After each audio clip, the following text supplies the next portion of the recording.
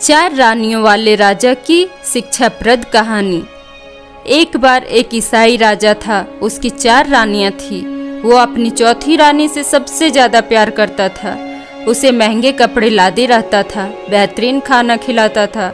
वो उसे केवल सबसे अच्छा देता था। वो अपनी तीसरी पत्नी से भी बहुत प्यार करता था और उसका आसपास के राज्यों में बखान करता था, मगर उसे डर था कि वो एक दिन उसे किसी और के लिए छोड़ देगी। वो अपनी दूसरी रानी से भी प्यार करता था और वो उसकी हमराज थी और वो उसके साथ हमेशा सहानुभूति, इज्जत और धैर्य से रहती थी।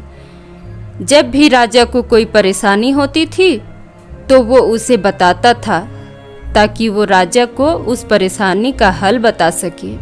राजा की पहली पत्नी राजा की सबसे वफादार थी और राज्य और उसकी दौलत बढ़ाने में बहुत मदद करती थी, मगर वह अपनी पहली पत्नी से प्यार नहीं करता था। एक बार राजा बीमार पड़ गया और उसे समझ आ गया कि उसके पास समय बहुत कम है। इसलिए उसने अपनी चौथी रानी से कहा कि मैं सबसे ज़्यादा प्यार तुमसे किया है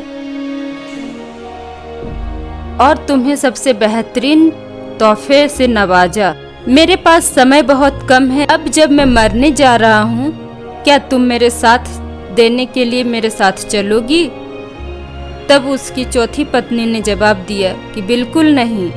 उसकी बात राजा के दिल में छुरी जैसी चुभी।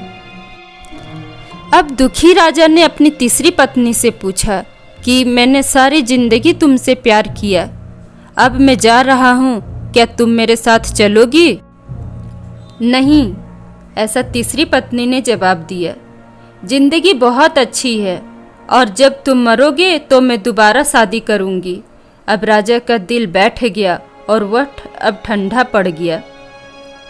फिर उसने अपनी दूसरी पत्नी से पूछा, मैंने हमेशा ज़रूरत के वक्त तुमसे मदद मांगी और तुमने हमेशा मेरा साथ दिया, लेकिन अब जब मैं मरूंगा क्या तुम मेरे साथ देने के लिए मेरे साथ आओगी?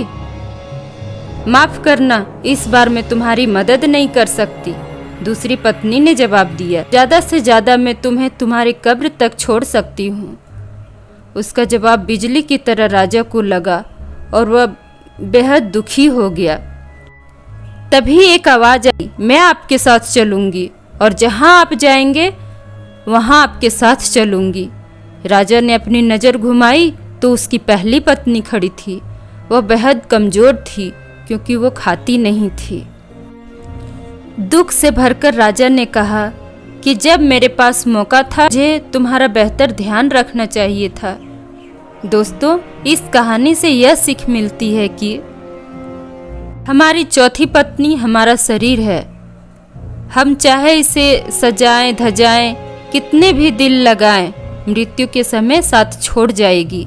हमारी तीसरी पत्नी हमारी संपत्ति, दर्जा और दौलत है। जब हम मरते हैं ये औरों को मिल जाती है। हमारी दूसरी पत्नी हमारा परिवार है, संबंधी गण है। चाहे वो कितना ही हमारे साथ क्यों ना हो, ज़्यादा से ज़्यादा वो हमारे साथ शमशान तक ही आएंगे, पर उससे आगे नहीं। हमारी पहली पत्नी हमारी आत्मा है, मगर हमारी आत्मा ही एक ऐसी है जो हम जहाँ तक जाएंगे वह वहाँ तक जाएगी। इसलिए इसे उपजाइए, ताकतवर बनाइए और इसका आज से ही ध्यान रखें। यही दुनिया में सबसे बड़ा तोहफा है। तो थैंक यू दोस्तों। अगर इस कहानी से आपको कुछ सीख मिली हो और ये आपको अच्छा लगा हो तो मेरे चैनल को लाइक करें, सब्सक्राइब करें, शेयर करें तथा बेल आइकन दबाना ना भूलें। Thank you.